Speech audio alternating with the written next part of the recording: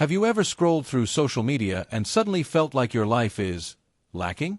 Or watched a coworker get praised and immediately thought, why not me? Maybe you have a friend who, no matter what you achieve, always has a story that's just a little bit better. If any of that sounds familiar, you've witnessed, or maybe even lived, one of the most common and destructive habits of the human mind: constant comparison. Today we're diving deep into the psychology of people who always compare themselves to others. We'll explore why some of us fall into this trap more than others, what's actually happening inside the brain when we do it, the different types of comparers, the hidden costs to mental health, relationships, and success, and most importantly, how to break free from the comparison cycle for good. Let's begin. Part 1. Where does the urge to compare come from? Comparison isn't a modern invention created by Instagram. It's older than civilization itself. In 1954, psychologist Leon Festinger published his famous social comparison theory. He argued that humans have a fundamental drive to evaluate their own opinions and abilities. When there's no objective measure, like a ruler or a stopwatch, we look to other people. Back in our hunter-gatherer days, this made perfect sense. If you wanted to know whether you were a good hunter, you compared yourself to the guy who brought home the biggest mammoth. If you were slow, you learned from him or you starved. Comparison was literally a survival mechanism. Fast forward to 2025. We no longer need to compare to survive, but the instinct never left. The brain still treats social comparison like it's life or death, even when the stakes are as low as someone's vacation photos. Neuroscientists have found that when we compare ourselves unfavorably to others, the same brain regions light up as when we experience physical pain: the anterior cingulate cortex and the insula. Your brain literally registers, she has a better body/job/relationship than me, as a threat. That's why comparison doesn't just feel bad. It hurts. Part 2. Upward versus downward comparison. Why one destroys you and the other can actually help. Not all comparison is created equal. Psychologists distinguish between two main directions. Upward comparison, looking at people we perceive as better than us. Downward comparison, looking at people we perceive as worse off. Upward comparison is the one we usually think of. You see a fitness influencer with six-pack abs and suddenly your own body feels inadequate. You see someone making 7 figures online and your salary feels like pocket change. Research shows chronic upward comparison is strongly linked to depression, anxiety, lower self-esteem, and even eating disorders. A 2022 meta-analysis of 156 studies found that the more time people spend on Instagram, the worse they feel about their appearance, almost entirely because of upward comparison. Downward comparison, on the other hand, can sometimes be protective. After a breakup, reminding yourself, at least I'm not stuck in that toxic marriage I see on Facebook, can temporarily boost mood. Cancer patients who compare themselves to others who are sicker often report higher life satisfaction. But here's the catch. Most chronic comparers rarely stop at downward comparison. They might feel better for 5 minutes, then immediately flip back to someone above them and crash again. It's emotional whiplash. Part 3. The 4 types of chronic comparers. Which one are you? Over the years working with clients and studying the research, I've noticed most people who can't stop comparing fall into one of 4 personality patterns. Type 1. The insecurity-driven comparer. This is the most common type. Deep down they fear they're not enough. Comparison becomes a way to constantly check, do I measure up? Every new person is a potential threat to their fragile self-worth. Type 2. The perfectionist comparer. These people usually grew up with high-achieving parents or in competitive environments. They don't just want to be good, they want to be the best. Second place feels like failure. They'll compare grades, salaries, follower counts, even how good of a parent they are. Type 3. The envy-fueled comparer. Envy and comparison are cousins, but not twins. Envy happens when you not only notice someone has something better, but you resent them for it and wish they didn't have it. Chronic envy comparers often feel bitter and stuck. Studies show malicious envy, as opposed to benign envy, predicts lower life satisfaction and higher aggression. Type 4. The identity seeker comparer. Some people compare because they genuinely don't know who they are yet. In the absence of a strong internal compass, they use others as reference points. If I dress like her, date someone like him, or get the same job as them, then I'll finally know I'm okay. The scary part? Most of us are a blend of two or more of these types. Part 4. The hidden damage of constant comparison. You already know comparison makes you feel lousy in the moment. But the long-term effects are even worse. It kills motivation. The famous contrast effect in psychology shows that when you compare yourself to someone far ahead, your brain downplays how far you've already come.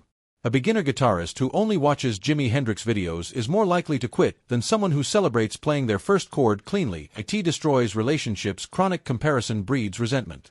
You start seeing friends as competitors instead of allies. One study found that people who frequently compare on social media report feeling more lonely, even when they have hundreds of friends. It creates a never-ending treadmill because there will always be someone richer, fitter, happier, more spiritually enlightened, or with better-behaved kids. Comparison guarantees perpetual dissatisfaction. Psychologists call this the hedonic treadmill on steroids. It blocks self-awareness. When your self-worth is outsourced to how you stack up against others, you stop listening to your own values, desires, and inner voice. Over time, you can literally forget what you actually want. Part 5. Why some people compare way more than others. So why do some people seem immune to comparison while others drown in it? Genetics play a small role. About 30 to 40% of the variance in neuroticism, which correlates with comparison, is heritable. But environment is the bigger factor. Childhood messages. If your parents constantly compared you to your siblings, cousins, or the neighbor's kid, why can't you be more like Sarah? You learn that love and worth are conditional on being better. Culture. Collectivistic cultures, many Asian countries, tend to emphasize social harmony and saving face, which can increase comparison. Individualistic cultures, US, UK, emphasize standing out, which can do the same thing in a different way. Social media algorithms. Platforms literally profit from your insecurity. The more you engage with content that triggers comparison, the more the algorithm feeds you. Part 6. How to actually stop the comparison habit. Practical steps that work. Now for the part you've been waiting for. How do you break free? Step 1.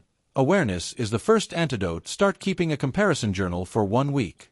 Every time you catch yourself comparing, write down who or what triggered it, whether it was upward or downward, how it made you feel physically and emotionally. Most people are shocked at how often they do it once they start tracking. Step 2. Name your inner comparer. Give the voice in your head a ridiculous name, like Karen from accounting or Comparison Carl. When the thoughts pop up, you can literally say, "Oh, there's Karen again with her nonsense." It creates psychological distance. Step 3. Practice the "so what?" Reframe when you catch an upward comparison thought like, "They're so much more successful than me." Ask yourself, "So what? Does that change the value of what I've already accomplished?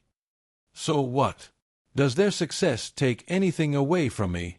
9 times out of 10, the honest answer is no. Step 4.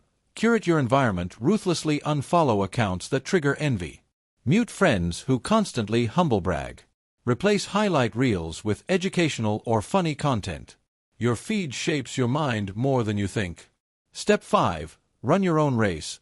Create internal benchmarks instead of, "Am I as good as them?"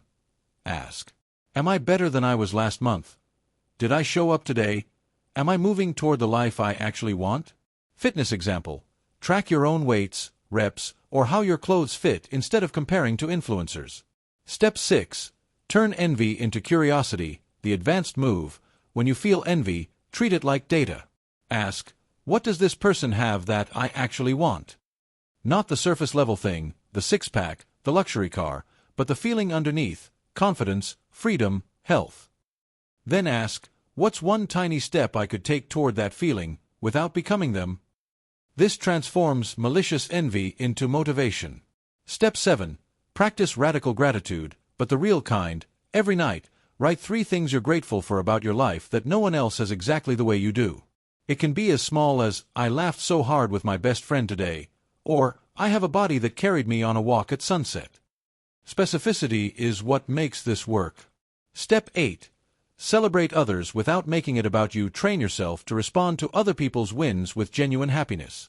Say out loud, "That's amazing. You worked so hard for this." Over time, your brain starts to associate other people's success with positive emotions instead of threat. Final thoughts. The freedom on the other side. Here's the truth no one tells you about stopping comparison. At first, it feels like you're losing something. Like you're giving up the scorecard that told you where you stand in the world. But what you're actually doing is reclaiming your life. When you stop measuring yourself against everyone else, you finally get to decide what matters. You get to define success on your own terms. You get to wake up excited about your goals instead of exhausted by everyone else's. The most fulfilled people I know aren't the ones at the top of some imaginary hierarchy.